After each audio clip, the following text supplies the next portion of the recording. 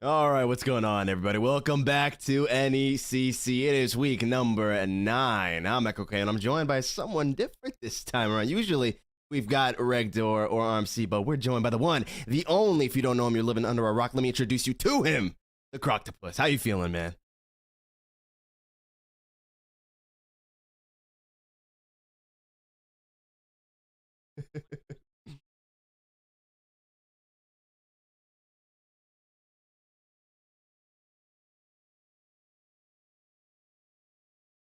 That's a great thing. A lot of these teams kind of rotate through, right? We get to see sort of everyone from every kind of walk of life. This time around, we do have Augustana Blue as well as St. Ambrose Esports. And Augustana Blue as well as St. Ambrose have been on the stream, I do believe, both at least once. We've gotten to get a little taste of how they look during play.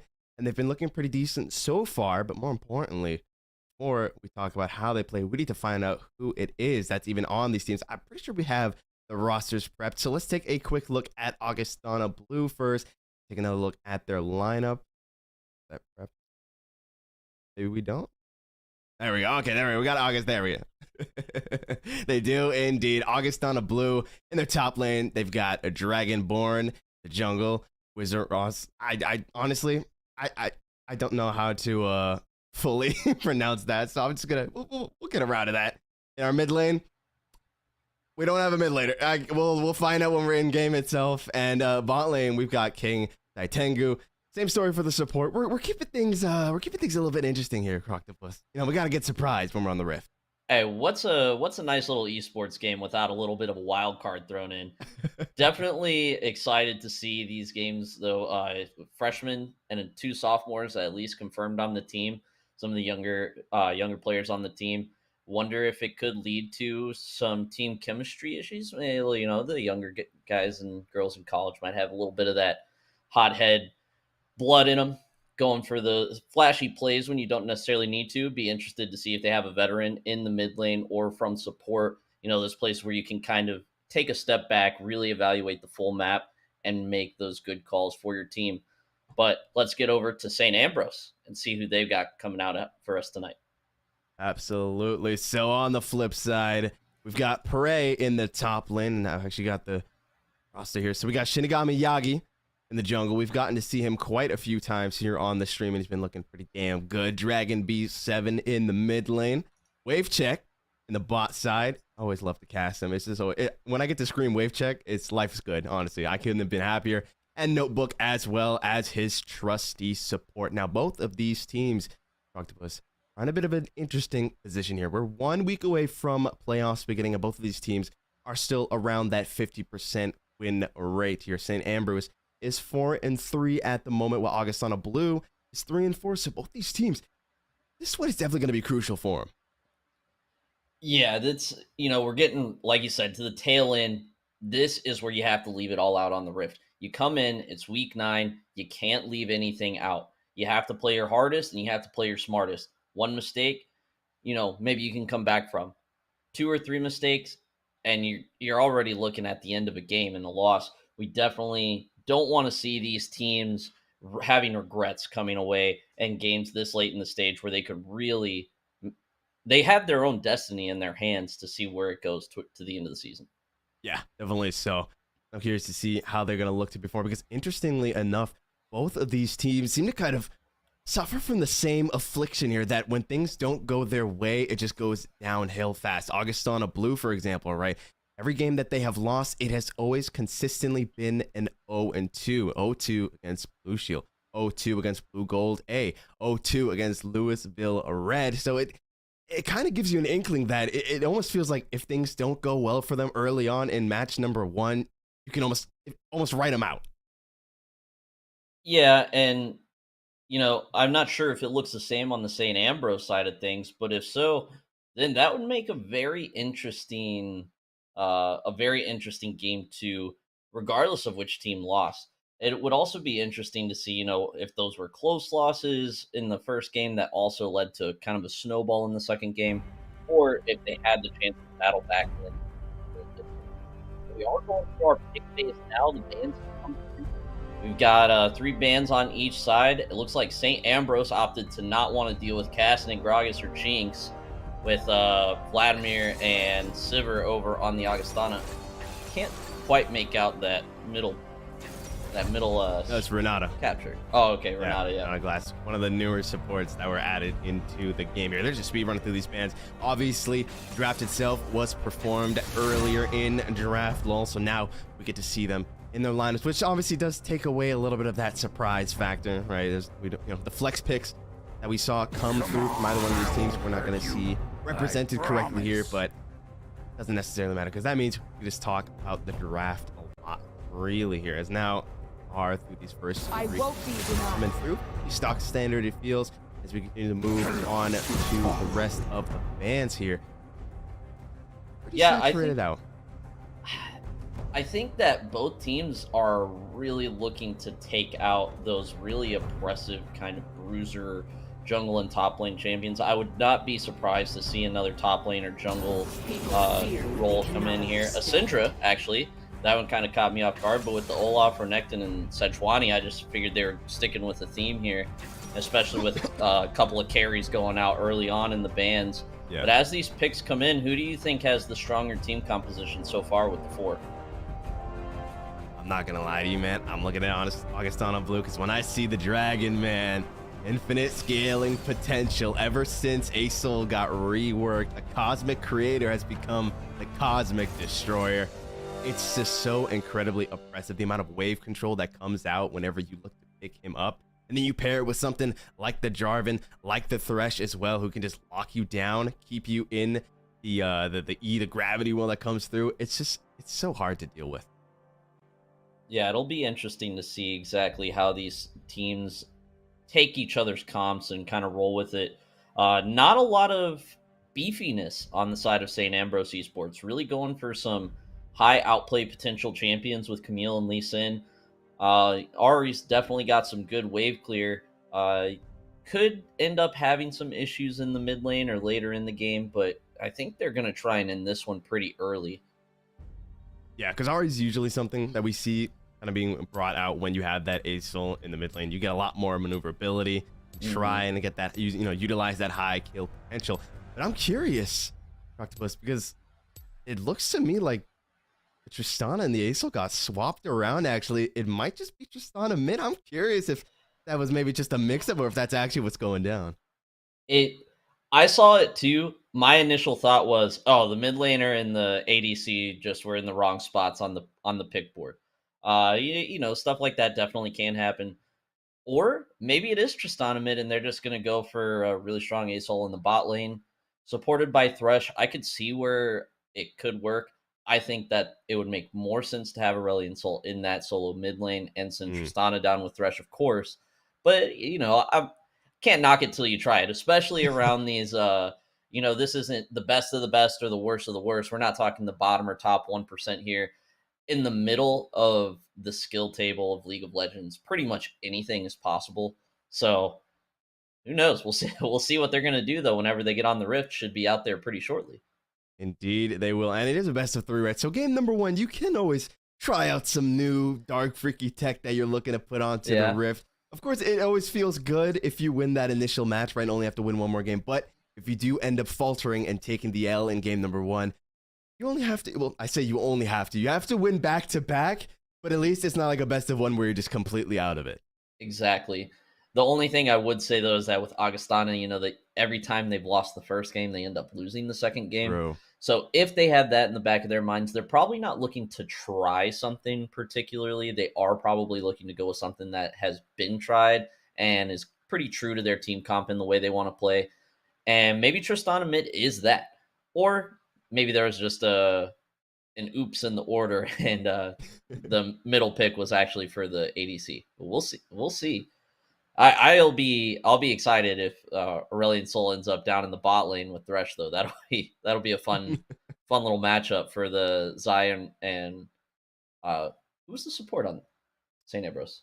The Zaya and the Rakan. Rakan. Yeah, the Yeah. Zaya Rakan, that has the potential to not be a fun lane to play against. The Zaya and Rakan. Lot of CC ability, a lot of high damage burst output that could come through. You've got Thresh down there, could mitigate a little bit of that. Has the extra mobility with the lantern, depending on when they decide to take it, and of course can help keep Rakan out of the skirmish. But I still think I don't know who I would put winning that bot lane matchup. I think it would just depend on the first trade. Honestly, the first trade would probably just end up being able to come back and punish the top lane matchup, though. That'll be an interesting duel. Definitely. So Dante going up against the Camille. That true damage that comes up from Camille is no joke, man. You combine that with the Sheen, it feels so terrible to play against. Yeah, you're telling me Camille is one of those. I got personally just absolutely destroyed by her so many times that one day I decided to try and learn how to play her, and I already just had so much innate agitation that I couldn't even be bothered to learn how to play her. So you could definitely do a lot of damage there. And now I'm blanking on the Augustana top lane. Cassante. Oh, right, Cassante. That there could be some potential for outplay there, but I think that we're probably going to see a lot of involvement from the jungle in that top lane. Um, I don't think Jarvan's going to be stuck in his jungle for very long. We'll probably see an early gank either in the top or the mid lane, try and snowball one of those solo lanes, or maybe we'll see something crazy like a 4-man bot early on in the game. Those are always fun to watch, and it's hard to be inside these teams' heads when, like I said, whenever it's in that middle of the skill table. Yeah, and I mean I'm looking at Shinigami Yami's Lee Sin in particular because that was on that R2, right? So they picked that up early. They put a lot of priority on grabbing that. I feel like a lot of times not necessarily something you see get picked up when you have, that extra little early pick advantage when you are red side, but they said, nope, we want it. We know exactly what we're going to do with it. Interesting response that came out, obviously, with the J fork, trying to kind of neutralize that aggression. But I'm just curious to see how St. Ambrose is going to look to utilize that Lee Sin. Because, I mean, Lee Sin, revered for that early game threat, right? That early game damage that comes through. You cannot underestimate it. And I wonder if that's because if they play Lee Sin a lot. If Shinigami Yagi is always on that Lee Sin and these teams are scouting each other, maybe they were worried that he'd be picked away, or maybe Zero is playing a lot of Lee Sin and they're trying to pick the Lee Sin away from Zero. But either way, we do have the teams on the map now. Tristana does have the Flash Ignite with a Flash Teleport from Aurelion Sol. It does look like Aurelion Sol will be headed to the bot lane with that Thresh as Tristana and Ari start doing a little dance.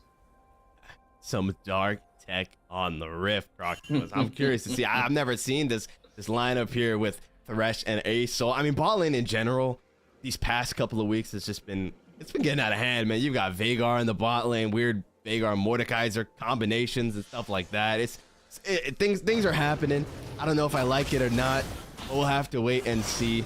More importantly, though, both of these junglers start on their reds, acting towards opposite sides of the map. I'm curious to see, especially Zeros, what he's looking to do. Now, if I'm him, I'm probably headed towards the blue buff.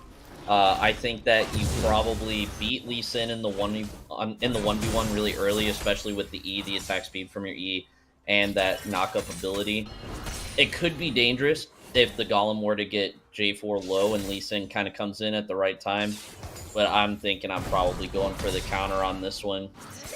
But they could just do a full clear and do ganks on the opposite sides of the map.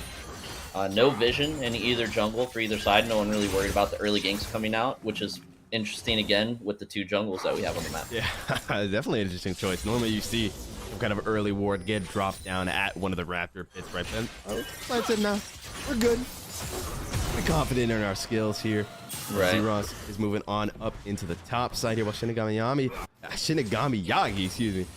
I've been looking for something already in this mid lane. It's level 3. Oh, there's the jump from Tanito. Nice charm comes through, dash it forward, finds the slow, and should be first blood. There we go. Shinigami Yagi gonna go ahead and cash in. And you know Tanito's not happy about that Lee Sin peeking out from the bush the second that jump was used. No escape. The charm hits. Every skill shot hits because there's no mobility anymore. That is about as free as the first blood as you can hope for. So, they coming through. Man, a bit of damage with wave check. Taken fairly low there. He's going to be able to use the pop. But already, man, we're seeing exactly why that Lee Sin was so prioritized in the pick phase, right? They were like, listen, we know exactly what we're doing. Level 3, I'm coming mid. Get the setup for me. We grab the kill. They do exactly that. Nice, another hook glance here. This could be huge. It's going to be the flash burnt. A wave check. Make sure they didn't take any more damage from the breath of life. Yeah, and Ari also able to go back and get a little bit of an item and teleport back. Not going to lose CS in the mid lane. But Tristana was able to get an extra sword, so not a complete waste. Burn the ignite on the trade. I do think that it's not hopeless for Tristana yet. You know, it's not that one kill and done. Lee Sin camping out in the bot lane, waiting for his moment. Yeah, Zeros shows himself in this top side, was looking for that long Kong gank. Not quite gonna find anything to prey. That sixth sense. He's not the prey this time around. Gonna be okay. Wait, Zeros going around it? No way.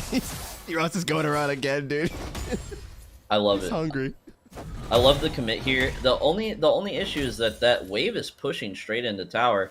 I don't know if I'm looking to tower dive at level 4 as a J4. There isn't much that he can do on the top side of the map, though, so I can understand why he's... You know, I'll take a second look at it. If it's not there, I'll just go home. Goes home, gets a couple items, and he'll be back on the map, probably cheating towards that bot side because, man, this Xayah and Rakan are pressuring hard. Now, Aurelion Sol doing a good job not losing a ton of farm in this bully lane, but they have been up and in their side pretty much the whole time. Yeah, and that's exactly what we're talking about in draft, right? Is like whenever you have the A soul, it's just that breath of light and singularity combo. The singularity, obviously executing those minions once they get below a certain threshold, just gives you so much control over the wave. And even in a lane like this, where you're supposed to be getting bullied, they're like, no, it's all good.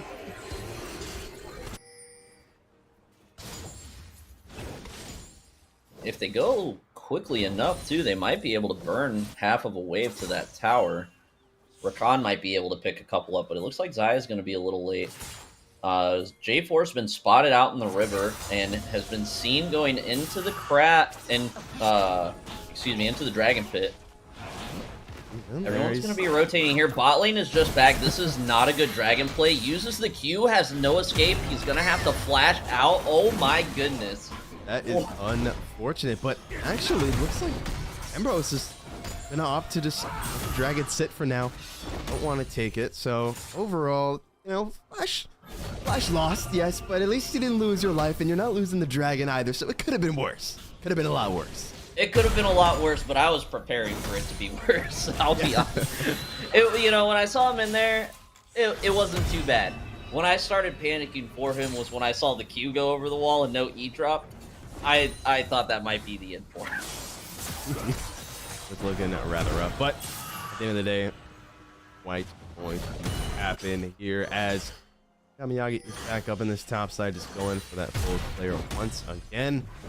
I see a little bit more action here from him, but I guess he was satisfied with that first, that initial kill. Yeah, I think it definitely is a little interesting to be in the top side right now. Rift Herald coming up somewhat soon. Maybe you make a play around Rift, get the vision in the river. Now you know J4's out, and you also know Lee Sin's out. It allows the bot lane to kind of push forward. Now they're going to try and get dragon control here, so I think maybe opting to let that dragon live could end up being a bit of a mistake. Yeah, it is an interesting decision here, but now that we're seeing resets slowly but surely coming on through here from Wave Check. I mean, now they'll look to call Shinigami Yagi down and look to start it up. They had been mounting a whole lot of pressure in that bot lane. Now it's fallen off somewhat, so it does make it a little bit trickier. Confirm that dragon take, but for now, I'm looking at rather.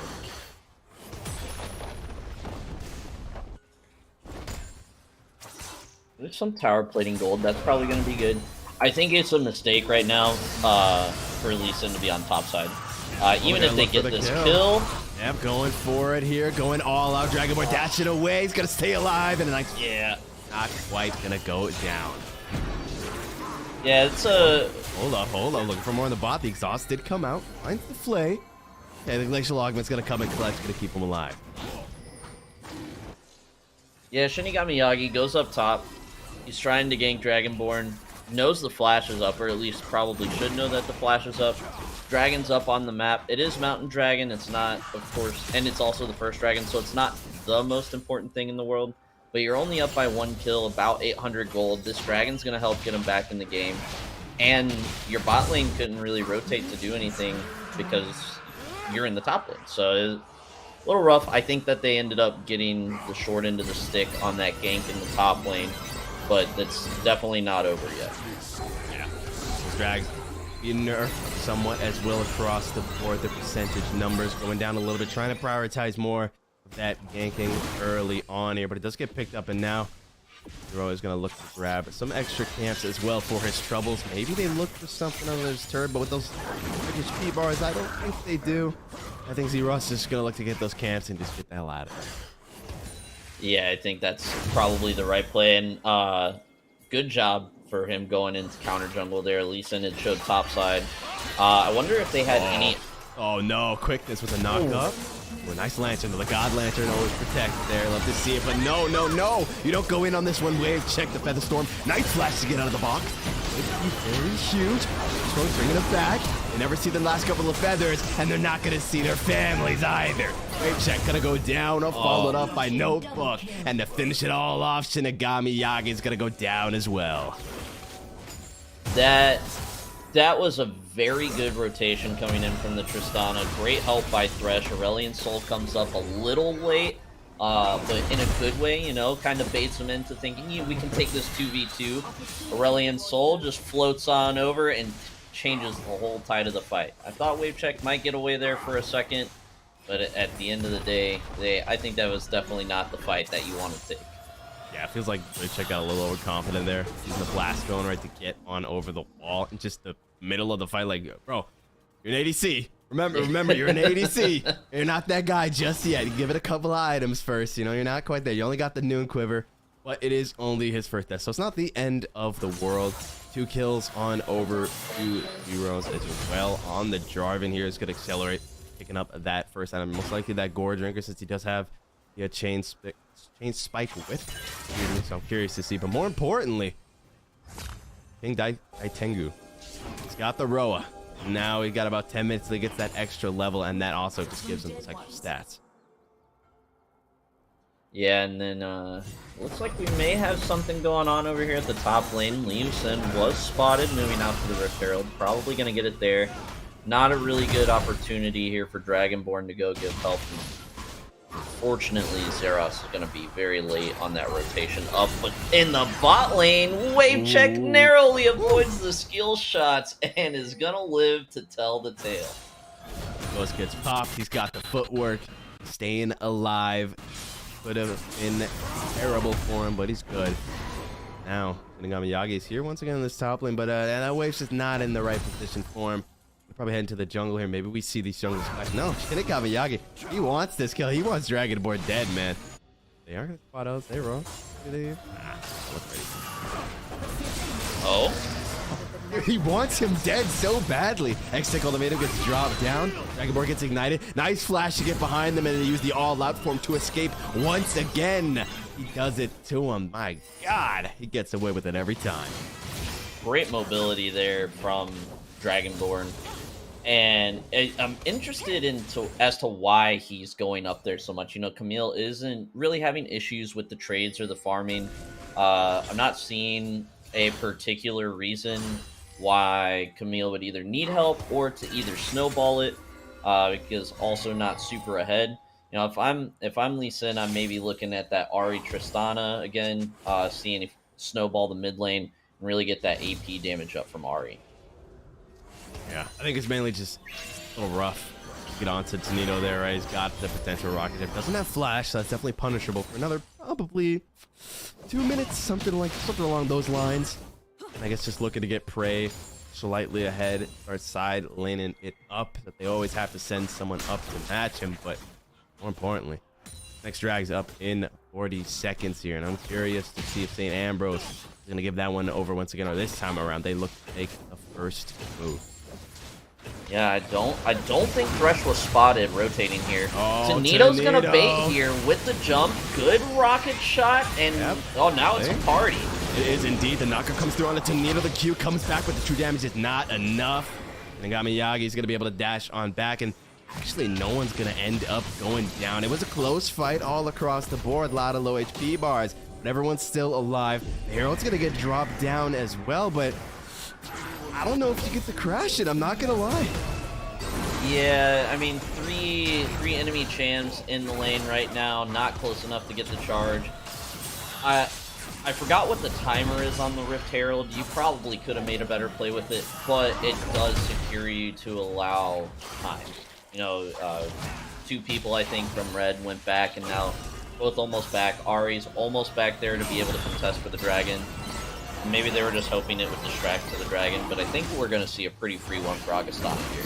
I was going to say, normally, you know, you drop that Rift Herald, use it as kind of a make your choice. You're going to stop the Herald from crashing, or you're going to answer said drag, but Yagi just backed off from drag instantly. He was like, nah, I can't take it right now. I'm not in the position. We saw the back come through from Dragon Beast as well, and that means 2 drags on the side of Augustana Blue. Oh, the blue buff stealing Toxic. They're not even gonna get him. The God Lantern comes out once again. He hits him with the ram. It's okay. That's just insult onto injury. Yeah, that's just great play right there. Honestly, you know that everyone's around the bottom. They saw you at drag. You can assume that they're probably at least close for the challenge. You go up. I don't think they had vision of them on the blue buff. If they did, they have since cleared the ward. But they figure it out. Blue buff's gone. Quick Lantern from Thresh, and now J4 is going to pay him back with a little bit of a gank here. Yep, looking for a nice play. Oh my god, the ulti comes through. King Titangu is going to grab himself 2 kills. A beautiful play. Just the chemistry between this Thresh and J4 right now is off the charts. You can tell that they have... This is not the first time that they've done these ganks or these plays. Maybe more so a credit to Thresh. You know, if Chris Mans is always playing a lot of Thresh. Really good Lantern plays here. Gonna clear out some of this jungle warding and maybe have an opportunity to get the reset on that blue buff when it comes up again in a couple of minutes. Oh, great combination of all the falling star as well, making sure there was nowhere for no book and wave check to go. They take him out. So ultimately, they're looking pretty good for Augustana Blue right now. We talked about how they have to win that first game, otherwise it tends to go badly for them. They're on the right track to do so now. Not sure what's going on here in the topside river. Rift Herald's got a little bit. Looks like they are going to go ahead and commit to the blue buff. Ari's pushing Tristana, but you know, once Tristana gets to this point in the game, it's hard to really push her back against her tower with the explosives coming in and really helping clear out that wave. But I wonder if we're about to see a 5-man party in top lane. Xayah does not have teleport. I thought she had teleport. She has ghost, so she will not be involved in this fight if it goes down. And I feel like understandably so, right? Incredibly behind. It needs to get those items up. That's a lot of free farm, but oh, it's gonna get denied by King Titangu. TPing on down into the bot side there. He's just gonna be able to hold that wave up as Tonito looking for some more now. Does get hit with the Everfrost, and so it's not quite gonna go down. Lantern's there, keep him alive, but a nice utilization of the Gale Force as well to get away from the charm. Meanwhile, on the top side, though, the 1v1 possibly once again. Hexy Ultimate gets dropped down. Dragonborn not quite in range for the turret, but not quite enough damage to take him out either. Yeah, I think right now Dragonborn is officially very behind. Definitely behind a little bit to start. Now I think definitely very behind, but there's a party in the mid lane now. Yeah, quickness gets dropped with the box as well. The kick onto Tanito, it's not going to be enough, and so Tanito will stay alive once again. Somehow they just can never get this guy. Euros is also going to be okay, and somehow, once again, despite all the slaps being traded, no one is dying. Very low kill game for the skill level, I think. Normally, we're already seeing double digits, I feel like, from, if not one, both teams. Very smart play. Everyone wants to stay alive. I feel that's probably the best. You know, staying alive, very good. You'll love to see it. As now skies are descending, and it's huge from King Daitengu. Finds himself one, but a beautiful thunderstorm could just turn the tide of the battle. They're gonna go 1 for 1 as Dragonborn has fallen. Dragon Beast dashing forward, finds a charm on Zeros. Could be huge, but a nice hook is gonna seal the fate of Shinigami Yagi. Prey is being left behind. He's too damn slow. Tanito's trying to get on top of him, but another hook lands. This guy does not miss. Chris Mans gives him another kill. Really great play there from Augustana Blue. Looked like they were going to possibly lose a couple, but I think they also got the Rift Herald, if I'm not mistaken. That's just really well played by them. Up 8-2. You've got almost a 4,000 gold advantage on the other team. It's going to be tough for St. Ambrose to come back. They really need to get some map control going. That's the one thing they have going for them, is that Augustana does not have a ton of map control yet. 2 turrets down, but that can easily change real quick. You get a couple picks in the jungle, turn things around. You get Camille going, who's got 153 creep score right now. She's going to start getting pretty scary up there from the top lane. Oh, thank you. Looking for Dragon Beast, using the Astral Flight. Gonna force the flash out from Dragon Beast to stay alive. As long as we don't see a fumbled Herald coming out here from Chris Man, as we saw Shinigami Yami drop, they should be pretty okay. You mentioned a lot of turrets are still standing. Those tier 1s knocked down does open up the map considerably, and now you can see they're just able to instantly move on down to this drag, pick it up, and that also puts them on soul point, and we're seeing St. Ambrose get punished for the fact they gave those first 2 drags up without a fight. Yeah, they do get a little bit of a trade from this one, at least. 2 towers in the top lane.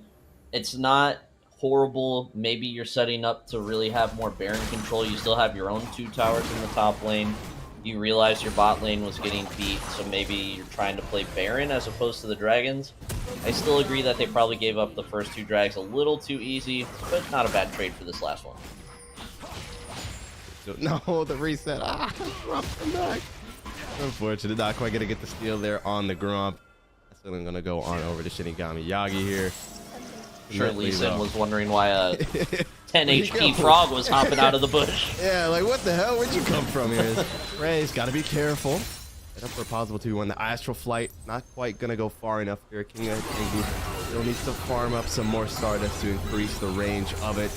Here's how many stats he's at right now. I don't know, production can check that. You have to check these HP bars because Prey might have bit off more than he can chew. The Cataclysm comes down. Hexical the minute to dodge the hook, but it doesn't matter. It's a death sentence all the same. That is very unlucky if you're Tanito! Tanito! Oh! Oh my god! The Gale Force forward. Still gets hit with the quickness though. Wave check trying to get up to him. Come on, Tanito, you gotta run! No! He's still gonna go down. Wave check able to catch up to him. Doesn't even have to burn the ghost. Zaya doing a little bit of bounty hunting there. Gets to claim that Tristana bounty. But I think if you're Tristana, you're probably still happy with the way that fight played out. Wait, so he's that Tengu. He's a different beast right now. He's got Rylai's as well. It's so hard to run away from him, and we saw that play out. Wave check goes down to him. That was definitely not a fumble Herald coming through. They grabbed themselves tier 2, tier 3 in the spot lane, and now the base is cracked open. Cracked wide open, and you're pretty much securing yourself dragons for that 4th one coming up. You've got a tier 1 in your own bot lane. Mid-tier 1 did just go down, but you're all the St. Ambrose is also missing their tier 1. Augustana's got the vision control. 2.5 minutes. I think we're looking at Augustana with Dragon Soul. Looking very likely here. Continue on the pace that they have been thus far. Maybe even looking towards Baron here. They've got, obviously, King Daitengu 4-0-6, 2 items in. That Breath of Light could look to just shred that Baron down. Tadito as well is going to do a lot of damage. You have to get a pick for it first, and they're also going to have to stop Frey, who is doing typical Camille things, split pushing in this bot lane, looking to take out that final tier 1. Surprisingly for how behind St. Ambrose is when it comes to the turret real estate, they're still doing all right here. Will Prey be doing all right on HP is going to be the question, though. Trading out with Zeros right now. Hexal Element comes down, and oh my god, he just blows him up. He knew the numbers. And that is another bounty going to St. Ambrose. They were down by nearly 6k gold, but now you're just looking at a 4k gold deficit, bringing it back a little bit. It's still a little more of a deficit than you'd like, but it's not as much as that kill counter might make it look. Go here.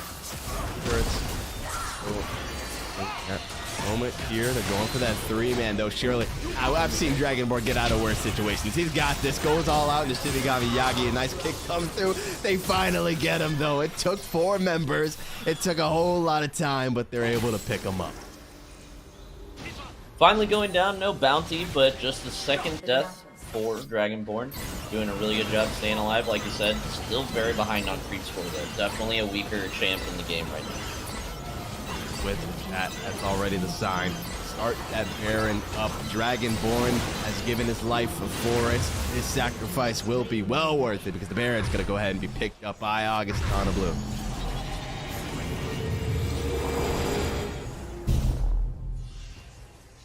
Three of them go back. Gonna see some money spent, some items gained, and we will see most likely a 5-man fight here at Dragon. I think if Augustana wins, you pick up Dragon Soul, you push down the bot lane inhibitor, and then maybe you start splitting into other lanes. You know, you have the Baron buff as well.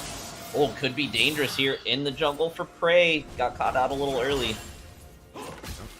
Okay, just saying hi. Yeah. Zeros right now, like, listen, you know, I'm here, and now we're finally getting to see St. Ambrose lining up. They're not going to give this drag on over, but is it too little, too late is the question, Croc. They didn't feel like they were in a position to fight for the drag the last 3 times. I feel like they're less so now as Prey.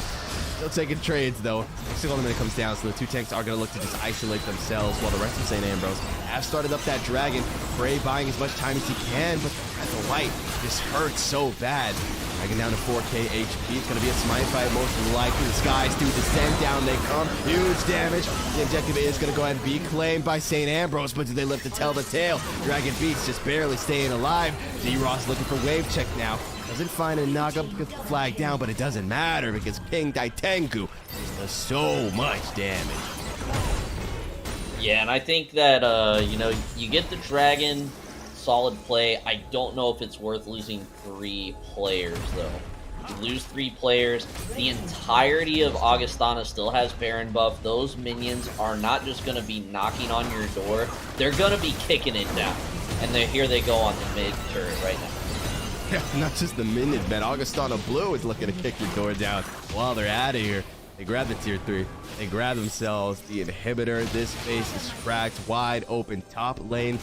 The only lane with a tier 2 still standing. And now it's just so incredibly impressive here for St. Ambrose. You can't even leave your own base anymore. Let's see, what options really do St. Ambrose have now? Do you have to just kind of sit back, play for the farm, try to win the farm game? And no, I don't think so, man, because honestly, you do that, King Daitengu says, okay, I scale infinitely, thanks a lot. All right, so I feel like you have to look for these fights, and you got to look for Prey, I feel like, because Prey has been the only member that's not only consistently been stepping up, right, but he's also the only member that we've really seen put out any number of reasonable damage, right? When he was fighting with Ross earlier in this bot lane, when he was taking on Dragonborn in the 1v1 up until King Daitengu came around, it was still looking somewhat manageable, but, you know, the longer you wait, the worse it's going to get. You know, you start kind of looking back at what they could have done, but I don't think that too much could have been done besides what they've done. Maybe a couple more ganks early from Lee Sin. Maybe Camille does a little bit of roaming from time to time, but I think Aurelion Sol is just, like you said, that infinite scaling is one thing, but he's also just got good damage early on in the game. Picked up a couple early kills, some creep score, now 6-0-7, and with the help of some of those lanterns from Thresh in the CC, it's just been pretty much a free meal for them in the bot lane this game. Yeah, definitely has felt up. I think we're still seeing the fact that Shinigami Yagi looked to give over those 2 drags. I think that's really coming to pay dividends right now, and not in a good way. Because, I mean, we saw it right now. They were able to steal that 1 drag because they have any other choice, right? You give that drag on over, you're giving over Chemtech Soul. Easily one of the strongest souls that you do not want to give on over. Now they're looking for more of a fight. They might be able to catch up to Neil. This is exactly what they need. Star does come down. Knock up on Z-Ross. Gonna have to go back, and there we go. It's the little wins that you take. Yeah, and if they keep doing that, they could come back in this game. It definitely is possible. You know, you get the pick. You're not going to give up any objectives for it right now. No Dragon, no Baron on the map. Your towers aren't really in danger. You're close to the open inhibitor. So you keep running like that, you're going to be completely fine to maybe play a little here. Now, Siege will not continue just yet. And Ambrose going to have some time to lick their wounds here, clear out these minions. A lot of farm on over. Objectives up just yet for around another minute. So either we're going to see a fight, or we'll probably not even see a fight around those, because I don't think St. Ambrose can really step up to it. But we'll have to wait and see. Definitely feels like in the next minute or so, we might just see how this game is going to turn out. Yeah, and those blue wards finally getting cleared from the jungle is going to make it a little bit scary to fight around there. It was going to be really scary for St. Ambrose, but good vision control in the top now. They still lack vision in the bottom. They could get pounced on from any moment there, but they also have some vision in the opposing jungle. They should be able to catch those rotations, especially after knowing everybody went back. But now everyone's going to start setting up for that dragon fight, which should happen in about 30 seconds. The question is, can they pull it off twice? Can they make it happen? Or is Augustana not going to let them this time? Is the burning question right now. 20 seconds left on this drag. Both sides rotate on over Prey. As that fully stacked Ravenous Hydra has the GA picked up as well. We'll get a second chance. Does end up going down, but you just look at the flip side, man. King Daitangu, 3 items as strong, is almost at the Shadow Flame as well. It's just going to be so incredibly rough having to play around him. So looking at wave check, right? He's got the Navori quick blades now as well. As the ulti, the Feather Storm is available. This will be crucial. The drag is down to 7k HP. They're getting shoved off of it. Shinigami Yagi went in deep. They're looking for King Daitangu first. The stars are falling, and that's a lot of damage that comes from a falling star as well. But the fight might still be turnable. Shinigami Yagi gonna go down to Tanito there. Prey has to escape, gets smited by Z-Rock, but they're gonna let him go. The dragon is what they came for, and the dragon is what they're gonna get. Kind of the same outcome. 3 players go down for St. Ambrose, but this time you lose the objective. You do also pick up the bounty from King Daitangu, which was a very large bounty, so that's good, but man, this Dragon Soul is going to hurt you. The inhibitor is respawned, so they do have a little bit of defense now. No super minions coming through, but they're going to grab this Baron. I would expect them to knock down the mid and bottom inhib. Maybe split top, finish off that lane, reset for the final team fight, push it to the Nexus. Go here. No one really there to stop him. He picked up wave check. Gonna be looking. Oh no, the hook finds him. No, he might just be dead here. The flag doesn't bring him over the wall. Not gonna go down just yet. Chris Mans not gonna hashtag all the minute. Oh my God, he finds another hook. This guy does not miss. The American sniper of the Resh is there. They're able to take out wave check, and that is a huge tool when it comes to wave clear out of the picture. So who do we contact about checking that hook for aimbot? Because I swear he just doesn't miss on these picks. definitely does feel like it. He's hitting all of the crucial hooks when they are needed most. And now it's just, I mean, it felt rough before for St. Ambrose, but now it's even rougher. I don't know what word's going to come after rougher, even rougher, but we'll have to wait and see. St. Ambrose is still holding on for now slightly, but definitely feels like the walls are crumbling around him. Somehow, those tier 2 in the top lane is still standing. There's been no real advocacy to take it down, but Dragonborn is leading an assault in that top lane. He's got a big minion wave coming as well. It looks like Bavarian empowered. His prey might find himself on the receiving end of lethal damage. He does indeed. Down he goes. King Tanku gets low, but he's able to go gold by time for the rest of the boys to get on over. And with the falling star coming down, it's a double kill. He's going to come right on back for the triple. Finds a third. They find a fourth, and it's going to be an ace for Augustana Blue, and that should be game number 1. Good attempt, I think, from St. Ambrose. I think that they did exactly what you were thinking. You can't sit back. You can't let this team continue to scale. You know, not to mention the infinite scaling from Aurelion Sol, but no one's even level 18 yet. Everyone's still going through their scaling. You can't sit back and let them run through you. And so they tried their best to turn the tide. They couldn't make it happen. Victory screen for Augustana Blue. Can they make it happen a second time, or will St. Ambrose go down or go back up in the second game?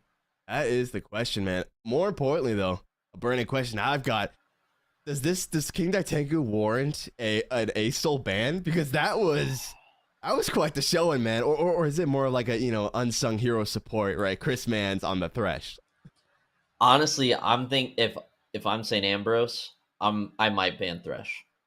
Thresh was really good, especially if you plan to run that Zaya Rakan again. You don't want to get flayed out of those mobility moves.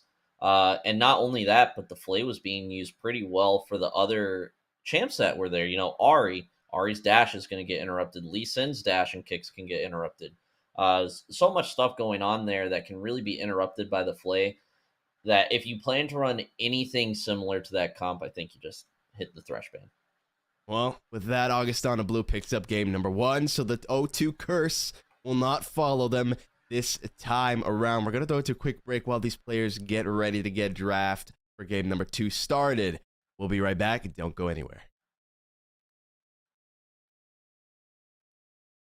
Move around. Let your skin shout, baby. Turn it up. Make it work. One more time. You know how it goes, baby. Shake your hips. Drop it low. Move around. Let your skin shout, baby. Turn it up. Make it work. One more time. You know how it goes, baby. Shake your hips. Drop it low. Move around. Let your skin shout, baby. Turn it up. Make it work.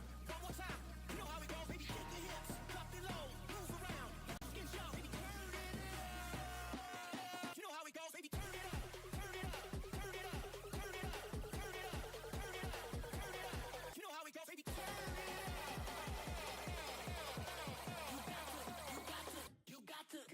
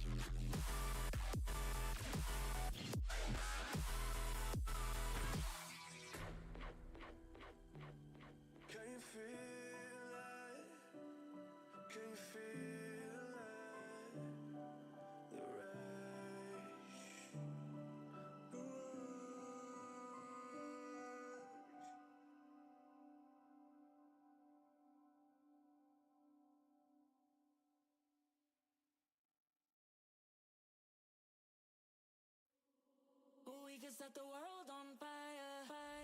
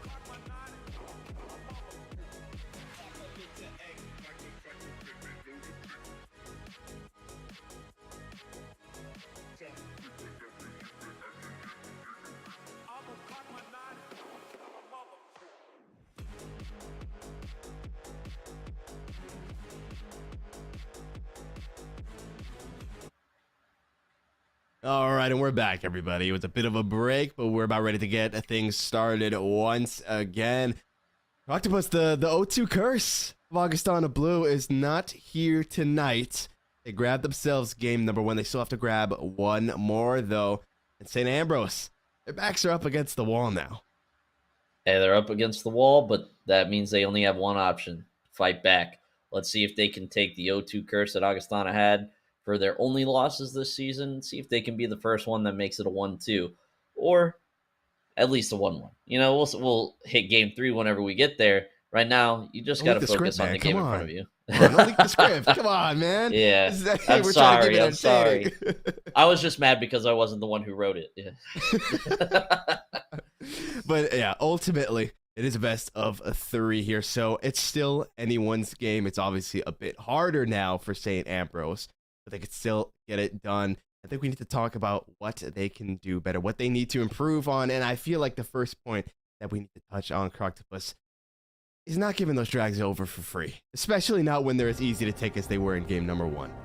Yeah, giving away the free drags was definitely not the play to go. The second dragon, I can understand why there was no contest at all, but you gotta go somewhere else on the map and make something happen.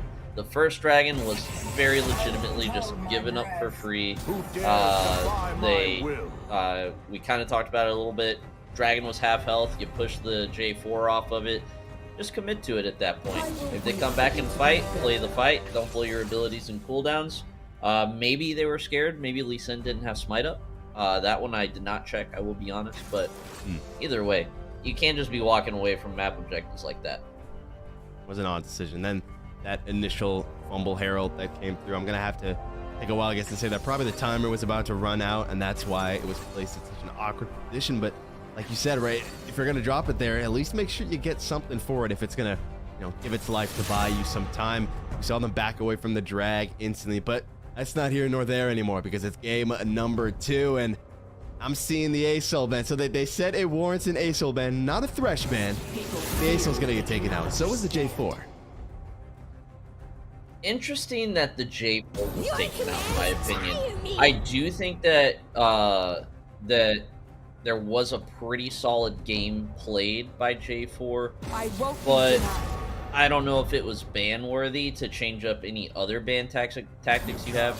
With Thresh, there are so many supports with a hook that maybe they're like, all right, listen, if it's not going to be Thresh, it's going to be Blitzcrank, or it's going to be any other support champion that for some reason I can't think of that has a hook anymore. But yeah, Nautilus or anyone like that, right? So you still have to play it. They decide to go with the Pike. They've got their own hook now, St. Ambrose does. Augustana is still sticking with the Thresh. So we're going to see a Victor in the mid lane this time. I don't think we're going to see the Victor Caitlyn swap, but surely not. Surely not. we were bamboozled a little bit last time, so we'll see. I do like the Vi pick. I used to be a Vi main, and I love the Thresh pick because I used to be a Thresh main. I was a jungle support main back when I played a lot more. So I think that's going to be a lot of lockdown CC. Pike, we'll see if they're going to go for that kind of assassination support Pike, lock someone down, really just ruffle their feathers, or more of the team-wide CC, but less damage kind of play. You got to think maybe you've got the Jinx and the Swain, who are both going to put out a lot of group-wide damage, a lot of cleave. Not sure how they're looking to fit the Vi into that comp. And, on the other side, we've got the Caitlyn, we got the Victor, a lot of heavy single target damage. Victor, of course, if he catches enough people, and it can do a lot of large damage, the Wukong group CC. So a little bit of difference on both teams. I think that the synergy options are a little odd, but I think that they can work. Yeah, I'm getting a lot of send it energy here from Augustana, especially with the Wukong and the Malphite as well. But speaking of the Malphite, I'm a little bit surprised that one was picked up because it was picked up after the Gwen was shown, right? And not only are you picking the Malphite into a tank shredder, but an AP1 on top of that, when Malphite is usually when you've got these big AD threats. And I guess when you look at it, obviously, the draft was completed earlier in draft law, and we saw the Vi, the Jinx, and the Pike being dropped out. So maybe that was why they picked up the Malphite. But I just feel like probably going to struggle in this top lane, especially with Gwen going immune. Yeah. Maybe it's one of those things like where the top laner over there is just very comfortable on Malphite. Maybe to the point where they're just, they can pick anyone. I'll beat him as Malphite. I'll outplay him. No big deal. No worries.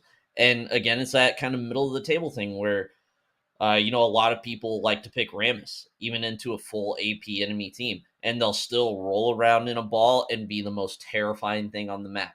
So maybe you got that sort of warranted ego around the Malphite play. We're definitely going to get to see it for ourselves, though, whenever the game starts. Absolutely. There's only one way to see how it goes down. That's to get to the game itself. We're going to throw it to a quick break as we load onto the Rift. And then when we're back, let's get the potential final game of tonight started. Be right back.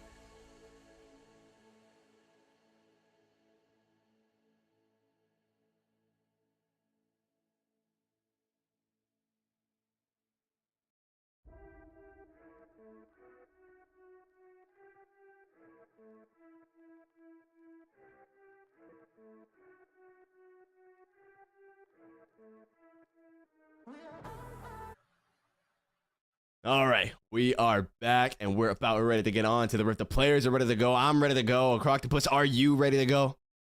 No. Now, of course I'm ready to go. Let's get in. Let's see these teams go at it. St. Ambrose, backs against the wall. Can they fight back and win game number 2? Or will all of these players have an early night with a 2-0 win from Augustana Blue? Maybe something happening with the 5-man rush into the Dragon area. Okay, it looks like, it almost just looks like they were setting up for Dragon, honestly. They don't find a pick in that bottom bush, and then they still decided to kind of walk up the river. Didn't really catch anybody out. They are backing early enough to where they shouldn't be too late. Shouldn't miss anything, but they do, and by they, I mean Augustana do get the ward on the blue buff, which is going to be probably a little rough for Shinigami to deal with. I think that we could definitely see Zeros going for that in that early 1v1. Yeah, as slight technical errors, we're back, but hey, feels like maybe they took what we said a bit too much to heart. They were like, oh, okay, we got to be at this pit as soon as the game starts, right? They were all there, ready to go. I respect it. Honestly, we're not giving the first dragon away this time. You guys watch. We will stand here for 5 minutes if we have to. We do not care. But we're back on the Rift, and we're ready to get things going here.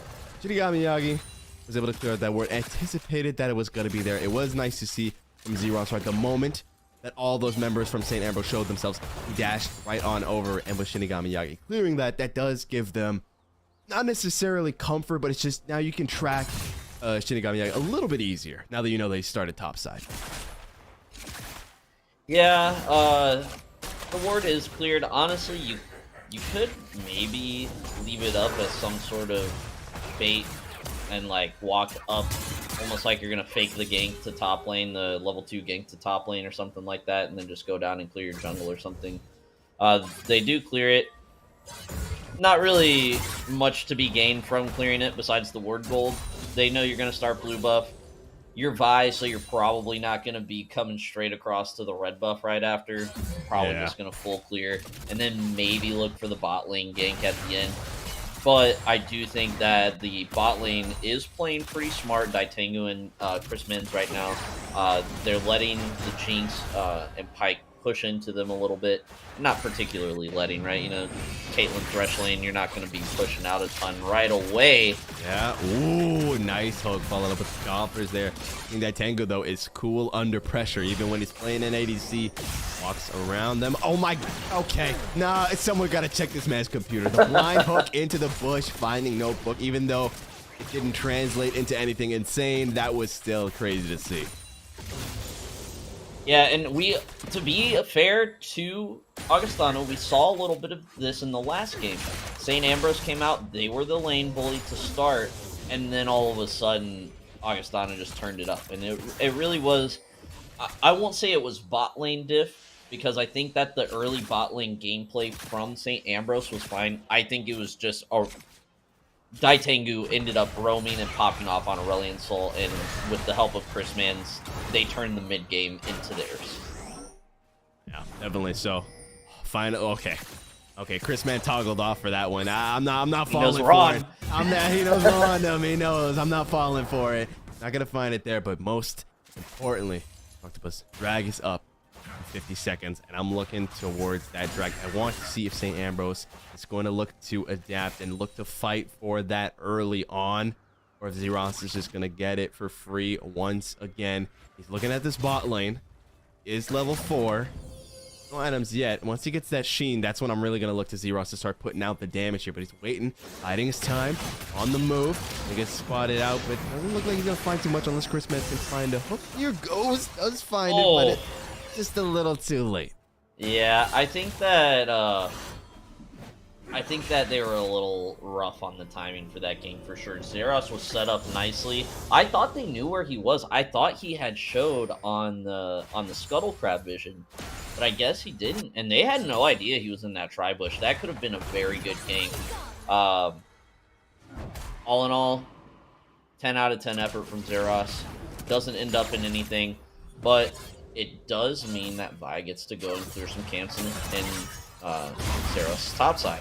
Will she get punished? That is looking like she will, because Zeros has the sheen, man. So now the denting blows are going to hurt so badly. Flashes away, but you cannot escape your fate. Benito gonna pick up that kill, and I mean, that's just, I told you, man, as soon as he gets that sheen, that's when I'm looking at him. Goes back to base, grabs it, the denting blows, the stick that Wukong wields, it hits hard, man. Yeah. I will say I'm a little surprised that he's hanging out in Shinigami's topside jungle when I probably would have been spam pinging Victor and probably the Thresh. Maybe let Daitengu farm a little bit. You know, it's a close farm game. Oh! Okay, all right. Well, he didn't hit the hook. That would have been insane.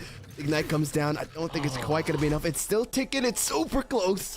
The last, it's always the final tick. It's always the final tick that doesn't quite find it. Not going to go down. Meanwhile, on the top side here, the ulti gets dropped for Dragonborn. Prey has to pop the ghost and look to get on out of their flash forward. The Cheats was following. Dragonborn's fast, but it's being blocked by the minions. Cut down to the bot side here. Nice hook from Notebook.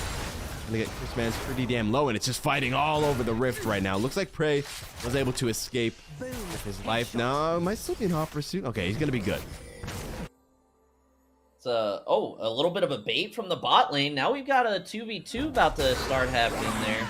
Ike is caught out. Vi comes in late, but no play now from Chris Mans to protect. Let's see if it can happen.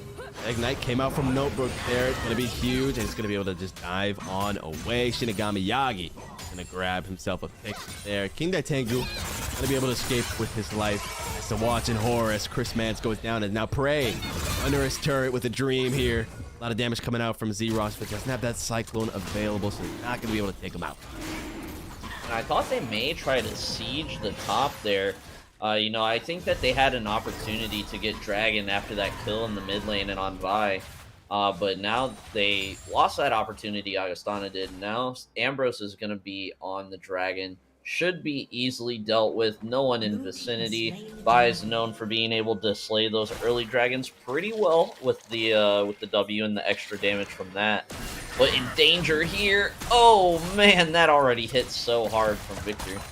Yeah, I was looking for him, but I do like to see St. Ambrose taking the initiative, right? Z-Ross shows himself in that top lane, and instantly they go to take it out, but now Wave Check's in a tricky spot here. Pops a ghost on the first life. The hook lands once again. Chris Mans just does not miss. He predicted not just the sidestep, but the sidestep of the sidestep. He is playing 5D chess. We're all playing checkers. Absolutely, it is insane. Chris Mans, he's got the God Lanterns. He's got the God tier hook. This guy can do it all. You said it, man. Thresh Band needs to come through. They said, no, no, no. The A-Soul, it's the J4 that's the problem. Chris Mans says, yo, put some respect on my name here. He's been putting on a master class. Shinigami Yagi looking this top side here. Dragonborn is fairly low, so that's the ulti available, though a lot of damage does come through from the Snip. Snip finds the ulti, trying to buy time for the turret shot, but it's not going to be enough. Now, one thing that I was looking into a little bit after last game is the ranks of some of these players. Chris Mans is only a gold 1. This so Chris Mans and Daitengu, both gold 1s. Now they both only have 13 and 10 ranked wins respectively, so you're probably not playing a lot of ranked right now. But they're going up against a Platinum 4 and Silver 3 bot lane and Wave Check and Notebook. So I think that could be a bit of the issue, you know, that gap from Silver 3 to Gold 1, it's not a lot, but it's not a little either when it comes to that game knowledge. So I wonder if maybe they're just out game knowledging them in the bot lane and not even really needing to worry on the rely on the micro mechanics. I mean, they're getting out-gamered right now. At the move. Are they just getting out-gamered in this bot lane? I mean, not right now because they're getting some free turret plays, but you know, they were aggressive. They played really well. I almost would say that the rank advantage probably plays in favor of St. Ambrose.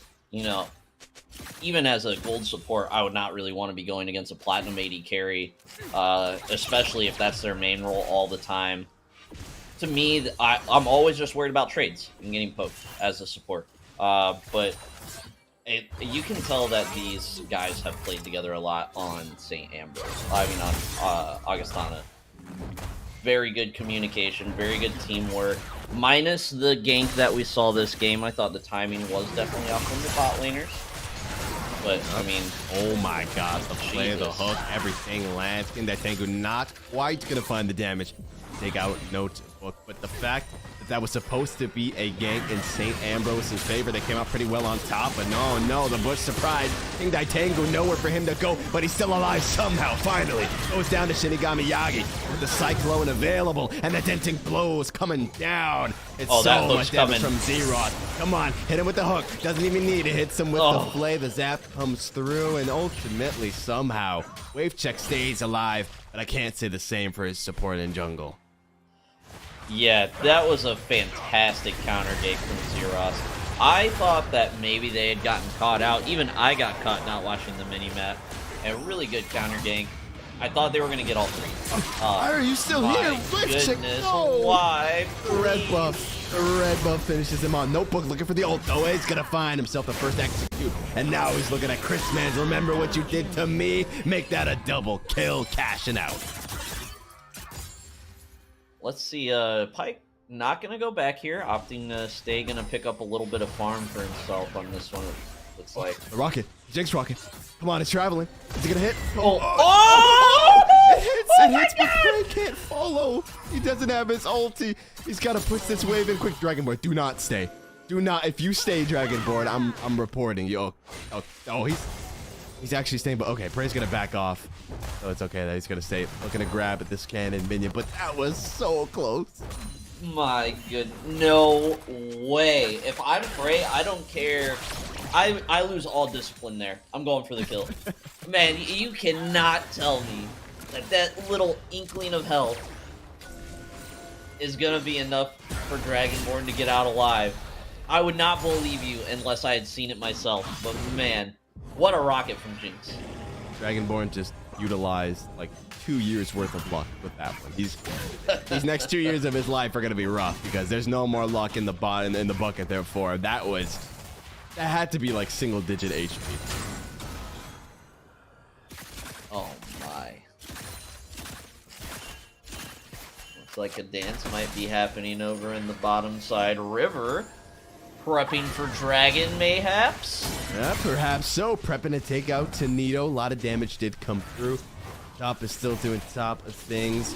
No TP available for Dragonborn in time for the drag fight, so both of these top laners are not going to be there to assist the Dragon. It's going down here. Shinigami Yagi's waiting for that moment to dash in, try and go for the smite fight. Not quite going to find it, though, and now he might pay the ultimate price. Sees it assist into the back line, and that's the last thing he's going to do. They'll go 1 for 1. Now, do they look for more Sequential Kinatengu? Looking for more. Ace in the hole comes out. It's going to get tanked by Dragon Beast. He is able to heal quite a lot. Oh, the hook! He's going to find himself the first target, though. And that's huge. Can they keep following it up? Come on, Chris, man. Flash forward from Kinatengu. He's got the damage, and he knows it. And they're going to grab themselves a second kill. Dragon Beast, with the grasp, is going to be able to stun them up and will be the only one left alive to tell the tale. This guy's just too much. He's too much. If you are St. Ambrose and you win this game, and you come back for game 3, you ban Thresh. Period. You just ban him. No ifs, no ands, no buts. You just ban him. Do not let this Chris man's foot just continue to hit you with the hook, line, and sinker all game long. My goodness. With insane hitting onto the note there. Top laners are just chilling, living their best lives. Meanwhile, just farming it out. They're still doing good. That TP is no longer available for Dragonborn when you look to move down. So now both these top laners won't have TP available. But ultimately, the Dragons are equalized this time around. But I like what I'm seeing from Shinigami Yagi already. Been getting aggressive, not wanting to give those breaks over. Unfortunately, he lost the 50-50 in the smite fight. Can't really blame him for that. Now he's going to look for some revenge onto Zeros here. Notebook's here as well. Looking to cut off his path. Going to find him open with a siege assist and a hook. Actually pulled him away from the Super Mega Death Rocket, and he's still alive somehow. But they finally put him down. The rest of the squad is on their way over, though. Dragonborn's here, and he finds a huge unstoppable force. And this should spell the demise for them. Lantern over the wall to provide a little bit of shielding, but somehow they're still escaping. Tanito, though, with the Giga Laser, takes him out of the cheese wheel, finds wave check, and now there's only one member left. And I can tell you what's about to happen to him. He's going into the dirt. I don't know if -2 is the way to go for red buff. I think once you get in that fight, and you know everyone else is not on the map, you don't spend the extra 2.5 seconds trying to kill the red buff. You got your kill, you know everyone's coming, get out. You can probably take the free Rift Herald, because they probably don't have any vision. Yeah, they would not have had any vision on it. You come out, you take the free Rift Herald, you give them red buff, Ray. and then you get a kill. Ray's looking. Ray's looking. He has a lot of damage. The hook does land. King Daitengu is not long for this world. Down he goes. The hook's actually going to hit the Rift Herald there instead, and Notebook with a little bit of the hook finesse of his own. Yeah, Shelly not gonna let that hook go by with that big old hitbox. Right here. No ult for Malphite, if I remember correctly, so it'd be just kind of a slugfest under the red turret. Probably not something Prey wants to take. The turret goes down, so they do have a little bit of map control, Ambrose, but I felt like their map control was pretty even last time as well. Kills much more even this time, and they do still have that gold lead. It's only by 1,000, and that 1,000 is probably split across plenty of your players. You're probably not even an extra piece of an item ahead right now. So if you're Augustana, you cannot let that kill counter go to your head. Even dragons, pretty even kills, pretty even gold. You gotta get some turrets down. Yeah, you can see it there, right? 3 members from Augustana, all Oh, yeah. around that 6K gold mark, and it's the 3 carries, right? It's the Victor, it's the Wukong, it's the Caitlyn, all the members you want it on. Dragonborn doesn't really need too much gold. He's just building armor. He's just becoming a big boy. This man does be a little bit careful there. Shinigami Yagi, though, gonna take that opportunity to start up this Herald here. I guess that just means, yeah, Neo's just going to keep on pushing this bot side. Maybe get helped out here by Zeros and just saying, listen, it's all good. We'll give that one over. Honestly, if I'm Augustana here, I drop Rift Herald mid, I go push bot, and set up for the next drag. Like, all right, we'll let you guys have the Rift Herald. We'll go take the drag. The Rift Herald right now is not going to be as much use, in my opinion, to St. Ambrose. Their lanes are all pushed out. Maybe they get something going before the time limit drops, but we're kind of into that transitioning away from the lane phase into the team fight phase. So you really got to see what's going on. They're going to early summon it, though. Yeah, they are going to drop it. Going to go ahead and give Augustana Blue a choice. Do you look to stop the Herald from crashing? It's going to be Dragonborn set up for that task, which does mean Augustana Blue is going to be 1 member down for this fight, and they're looking for Zeros already. Citizen comes down with a cycle, and a lot of damage comes through, and down he goes, executed by Notebook. Shinigami Yagi's low. Ace no, get down, Mr. President! But it doesn't matter, down he goes, and that's going to be both junglers down, both smites unavailable, and just like that, Augustana Blue is able to neutralize the dragon. Take the question is, do they look to still start it, and then just, I mean, it's not even like a 50-50. It's really just luck who's going to grab it here. They are going to start it up. And so I guess now St. Ambrose, yeah, the right call. Are just going to look to push through this mid lane unless they maybe don't. They're still eyeing it down. They're looking right now. Blast Cone. Going to send Dragonborn away. And that could be huge. Bray's got him with the flank.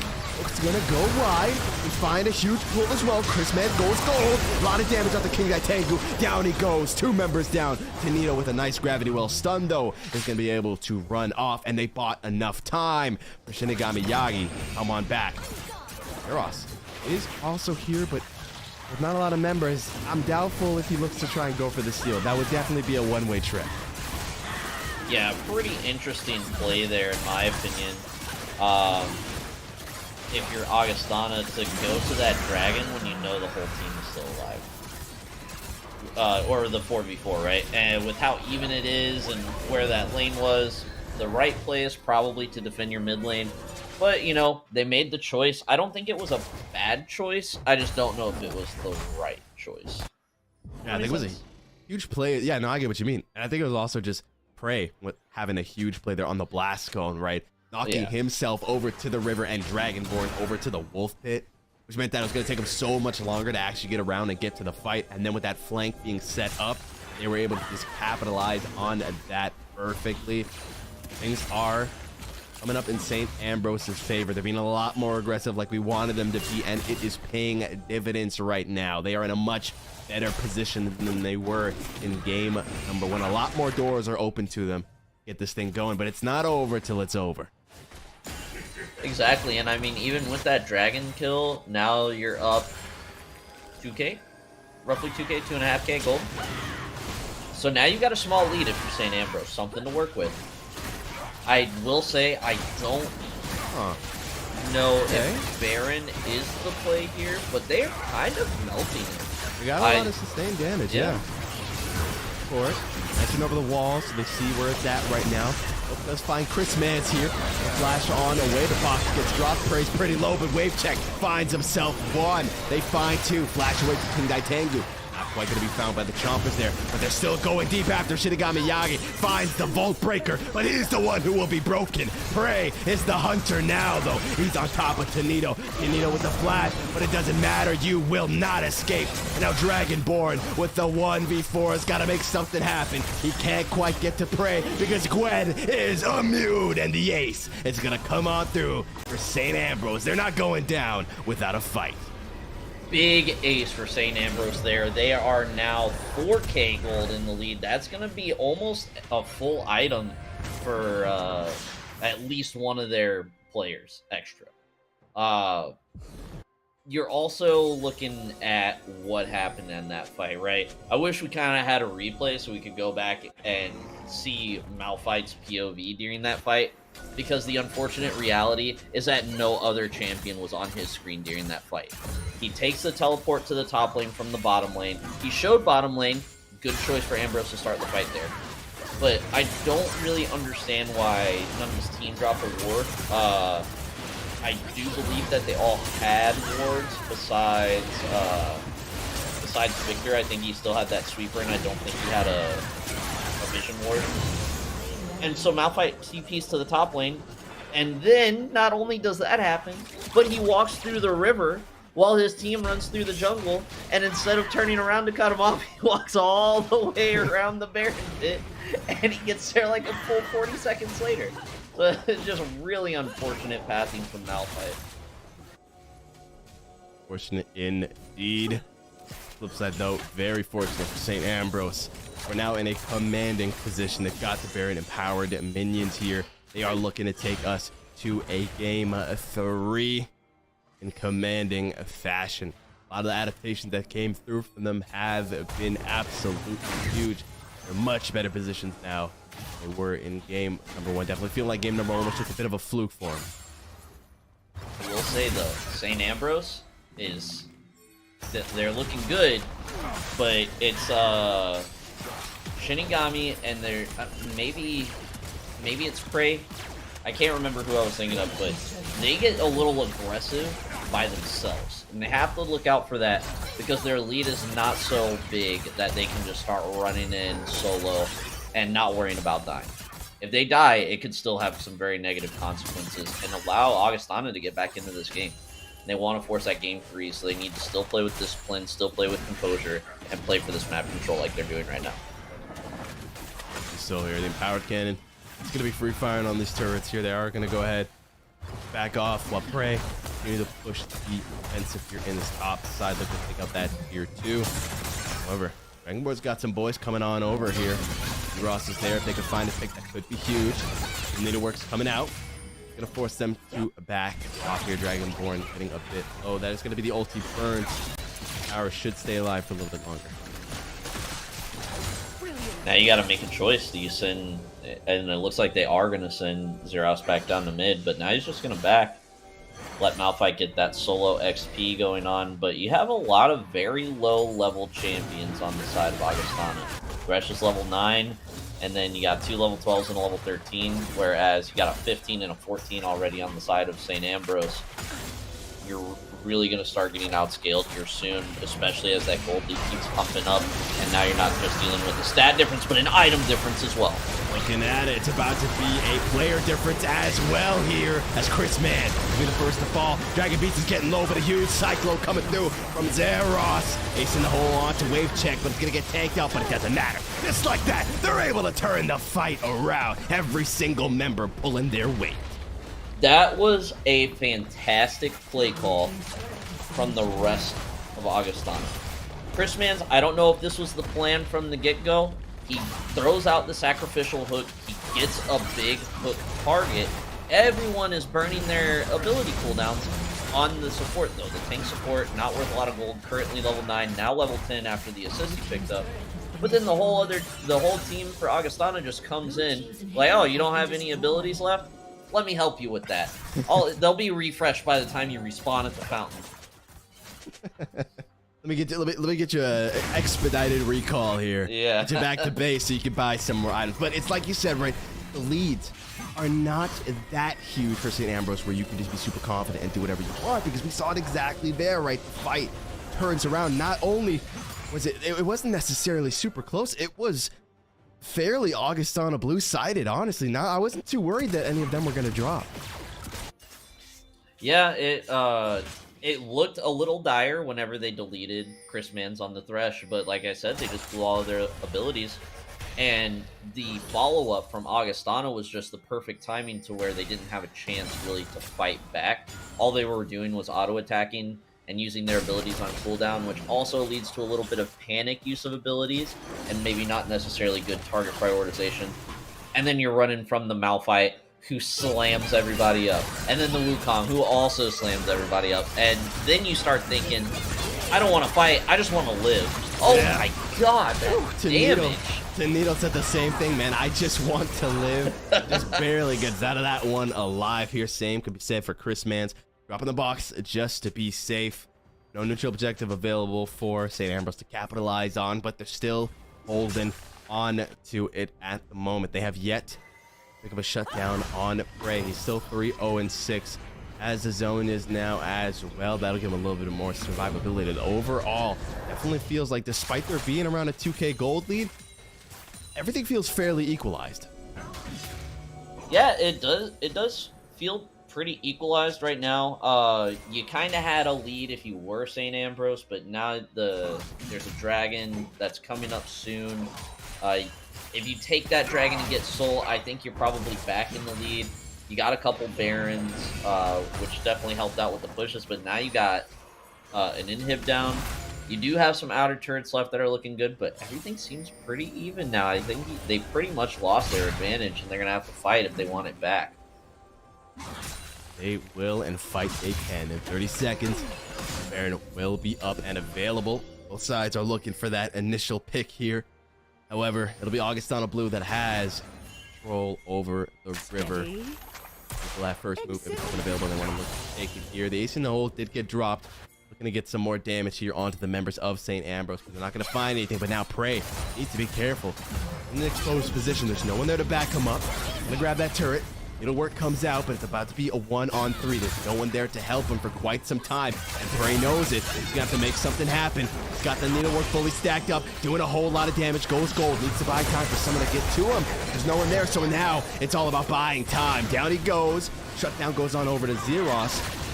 There's not enough time bought, and so they are gonna have to go away from the Baron. That's so unfortunate. Yeah, I don't know if sacrificing your carry for a Baron that's a maybe wasn't necessarily the right play. I can see where their thought was, but Prey is the one doing all these fights. Yeah, well, yeah, I mean, what are they going to do? They are going to walk up and they're going to get group CC'd by Malphite, and then they're going to get group CC'd by Wukong, and then Daitengu now has, what, 3 items? Rocket. Oh, so close. I'm not going to lie, that was such good timing on the rocket, I thought I got it. If there wasn't a pop-up on the screen, I would have known. I swear I saw like a 3 at the health bar there, the Baron. That was so close. Really unfortunate. But yeah, I mean, like you said, that was just like the call. Hey, free Baron, thanks a lot. We'll take it. Your carry is gone. Maybe St. Ambrose was hoping that Augustana Blue would pull of them and not go for the Baron. But no, sir, not happening. And now it's going to be Augustana Blue with the empowered minions. Pretty in pink at the moment here. So going to look to push down mid. This next drag is up and available. If there's any sort of respite for St. Ambrose, at least Augustana Blue cannot afford to keep pushing into the base, as St. Ambrose is on soul point here. They wouldn't necessarily have to fight for it, but you definitely do want soul available. Prey gonna be on his lonesome here, 1-on-4, doing a lot of damage with the snipping coming through. He's healing a whole lot, but it's not gonna be enough. Down he goes, and that's the initial pick that they need. They got into Dragonborn, flashes and runs away, and somehow he's still alive. Now Dragon Beast looking for more, doesn't find the stun. Super Mega Death Rocket comes through, and they just blow up. Shinigami Yagi somehow. Wave check, incredibly low. A lot of low HP bars here. You can't risk going for it. Zap goes through, doesn't find Chris Mans though, so the rocket won't find the kill. Flash forward, King Daitengu says, get off my throne. He's gonna take out Wave Check, and now they're gonna march down into the base. Recalls coming through from Notebook and Dragon Beast. They're gonna have to hold this base for at least 20 seconds until Prey is back up and alive. I really thought they were going to turn that fight around. I really did. Very good play from Augustana to win that fight. They blew everything on Prey. Prey, even though being solo, still brought him down to very manageable health for the rest of St. Ambrose. But now they're going to get the dragon. They're going to avoid getting Soul over to St. Ambrose. And if you're Augustana right now, you do a 3-2 split to top and bot. You start getting those outer turrets down. You already got the open inhib down, so you don't really need to help out in mid. And then you just overwhelm them with the map control, because even after that team fight win, there's still not a huge advantage to the side of Augustana. They still have to be careful. Wukong included may get caught out here. Yeah. One, the lantern is nowhere to be found, and Victor is also slightly out of range. Got caught out there, got a little greedy for the Krugs. Paid the ultimate price. Down he goes. what was crazy is how quickly they blew up Shinigami Yagi on that fight, because he went in deep. He had a good HP. I was like, okay, this guy's got to get an easy triple. Just clean up real quick. They said, nope, blow this guy up and make sure he doesn't get any of us. Down he went, and they were not able to turn the fight. Still 4 members with that Baron buff for a little while longer here, but I think they got about as much siege as they could here. Yeah, here we go. It's run out now. It's no longer available. Prey was in that bot side, looking to just shove that wave in. Want to mitigate as much pressure as possible. I will say that the... Oh, hold on. I completely lost my train of thought now.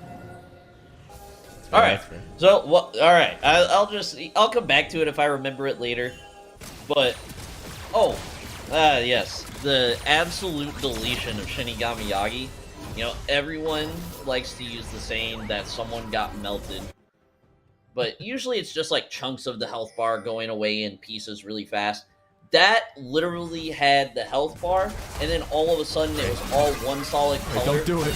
Oh my god, he's gonna go for it. The 1-on-4. DP coming through. Super Mega Death Rocket from Wave Check is huge. That's the first pick they need. An unstoppable force from Dragonborn. Get on out of there. Nice play from Chris, man, to buy him some time. He's gonna have to flash to escape that one. They thought it was a free turret, but they thought wrong. As always, here, looks for Wave Check, finds it with the Smite. Cyclone comes through, the 1-on-3 action, but that's about all he should find. The Ignite comes through, Cease and assist letter comes out, and Dragon Beast is gonna grab the restraining order. That wasn't what I would have done, but it's not the worst, I don't think. You know, like, I wouldn't have died there, me personally. I think... I'll be honest, I didn't have the belief that he'd get wave check, and I thought it was just a complete misposition. But ends up getting the wave check kill, keeps things pretty even, 2 for 2 in that fight. I guess it was more like 2 different fights if you look at it that way, I guess. But either way, still 1 goal advantage going in favor of Ambrose, 2 kill advantage going in favor of Augustana. Levels are starting to even out. Could be a very interesting end game we have here. Only so. Somehow it has just been going back and forth between these two teams. We are at a 1,000 gold differential. Been going from like 5k, 6k down to 1k now. The Dragons are almost equalized as well. The kills are almost equalized. Somehow Augustana Blue has been holding on, and they have maybe not been thriving, but they've been surviving. That's for certain. They're doing all right now. They've got the base of St. Ambrose cracked wide open, and actually, they're looking better on the turret game. They still have all their tier 3s. They still have a tier 2 in this bot lane, so I don't think it's going to be long for this world. But with Prey showing himself in that bot lane, is that the call for the Baron as soon as it spawns? No, I don't think so. I think you go deal with Prey. That's the call that they made last time. I think it'll be the call they make this time. You're not in danger really anywhere else on the map if you leave Prey here. Oh, they are going to go Baron. They do send Dragonborn to deal with them. So that's probably still your inhib going down, but at least you don't lose Baron. Dragonborn actually had to flash. He's got a low HP bar. He must have... I don't think that fight went very well for him there. Prey is going to look to take out that inhibitor. It does go down. Meanwhile, though, this Baron is almost out for the count, down to 2k HP. Smite fight goes in, but it's not going to be stolen by Shinigami Yagi. He's deep in the pit right now, and he's got to dash back out. Z-Ross looking for more with the Cyclone. A lot of damage coming through. Wave checks, able to free fire on top of him, though. Nice execution coming through. Dragon Breath still somehow alive, but down he finally goes. Unstoppable force and a double knockup, and the hook lands. Chris Mans, when it counts, he finds the mark, and somehow, someway, Augustana Blue find the triple, almost find the ace, as Wave check. The last man standing. What the heck? Bro, first of all, I didn't even see Prey go down. I just didn't see it. I was just so bewildered by how Augustana was able to turn that fight around. Great teleport from Malphite there. Dragonborn comes in at a crucial moment after just almost dying. If if Dragonborn dies in the 1v1 to Prey, I think that's maybe a triple for St. Ambrose there. They're and going. maybe we're talking about They're looking for the end right now. They're looking for it. First Nexus turret goes down. They got a whole lot of damage. Wave check has to go back to base. Second Nexus turret fall. Nice execute comes through. Make that 2. Looking for 3 as well, but they're free firing on the Nexus. You gotta get to Tengu. Can they get him? No, they cannot. Man. And with that, Augustana Blue, they played the last card that they had, and they're able to come out victorious. That Whew. was such an entertaining game to watch. It was even pretty much the whole time. And what I like about that is these end-game fights, yeah, sure, you can argue champs are stronger at certain points, different power spikes, whatever. But either way, the total gold differential, the map control, the objective trading, it was all pretty even. So what we are seeing in those final fights is really just Augustana earning that victory here in game number 2 and a victory for the series. St. Ambrose, though, nothing to hang their heads about. Really good plays. Started off very well, got the advantage. They let it slip on a bad choice for a team fight, but then they didn't make too many heavy mistakes later on. Everything was pretty well thought out, in my opinion. They played well. Unfortunately, Augustana just played a little bit better. Yeah, it almost felt like it was just death time or diff at that point, right? Because it's like they marched into the base, and there was just 4 to 5 seconds left on that death timer. If they had been up right there, they would have been able to hold the base. It was so close, back and forth, back and forth, back and forth. But at the end of the day, Augustana Blue does still come in on top. They are now going to be 4-4 in the regular season as we do look to move on to the playoffs. And they continue to keep that, you only lose when it's 0-2. Right? So no 2-1 losses here. It's either you go 2-0 and win or 0-2 and lose. But they're certainly happy that they grabbed themselves this win here. As now both of these teams are going to be at that 50% win rate here. St. Ambrose are going to be 4-4. Augustana Blue are going to be 4-4. As we move on to the playoffs. But overall, it was still one hell of a series to watch. I was excited. I know you were excited. I hope everyone watching was as well. That is going to be it from us here, though, at the NECC. Croctopus, thank you so much for joining me, man, for a cast here. First of us working together. Maybe we get to work together a lot more down the line. Thank you all for watching. And we'll see you guys next week when the playoffs get started. I hope to be back here.